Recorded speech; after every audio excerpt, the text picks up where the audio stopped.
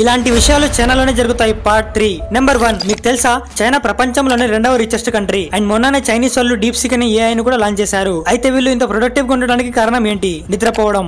అవును, చైనాలో ప్రాపర్ గా నిద్రపోవడాన్ని బాగా ప్రోత్సహిస్తారు. బాగా పడుకుంటే మెదడు యాక్టివ్ గా ఉంటుంది అండ్ స్ట్రెస్ తగ్గుతుంది. అండ్ వీళ్ళు మధ్య మధ్యలో నాప్స్ కూడా తీసుకుంటూ ఉంటారు. వీళ్ళు రోజుకి 10 గంటలు పని చేస్తారు. అండ్ దొరికిన టైంలో వీళ్ళు ఎక్కడైనా ఉండని నిద్రపోతారు. లైక్ ట్రైన్లలో, స్టోర్స్ లో అండ్ ఈవెన్ సబ్వేస్ లో కూడా వీళ్ళు నిద్రపోతారు. అంతెందుకు స్కూల్స్ లో కూడా చిన్న పిల్లలకి నిద్రపోయేందుకు టైం ఇస్తారు. నెంబర్ 2. చైనాలోని డాంగ్యాంగ్ లో జనాలు వర్జిన్ ఎగ్స్ ను బాగా ఇష్టంగా తింటారు. దీన్ని ఎలా తయారు చేస్తారో తెలిస్తే మీరు షాక్ అయిపోతారు. ముందుగా గుడ్లు తీసుకుంటారు. తర్వాత ఒక కుండలో చిన్న పిల్లల మూత్రాన్ని కలెక్ట్ చేస్తారు. తర్వాత ఆ మూత్రంలో ఆ గుడ్లను ఉడికిస్తారు. 10 నిమిషాలు ఉడికించిన తర్వాత దాన్ని షెల్ తీసేసి అదే మూత్రంలో గుడ్డుని ఇంకోసారి ఉడికిస్తారు. ఇలా దాని రంగు మారిపోయేంత వరకు చేస్తారు. అక్కడి జనాలు ఇలా తినడం వల్ల గుడ్డులో బెనిఫిట్స్ ఉంటాయని అంటారు. బట్ సైంటిఫికల్లీ దీనికి ఎటువంటి ప్రూఫ్ లేదు. నెంబర్ 3. ఫ్రెండ్స్, మనలో చాలా మంది తల్లిదండ్రులను వదిలేసి వేరే ఊర్లలో సెటిల్ అయిపోయారు. ఎప్పుడో ఒకసారి వచ్చి తల్లిదండ్రులను చూస్తారు.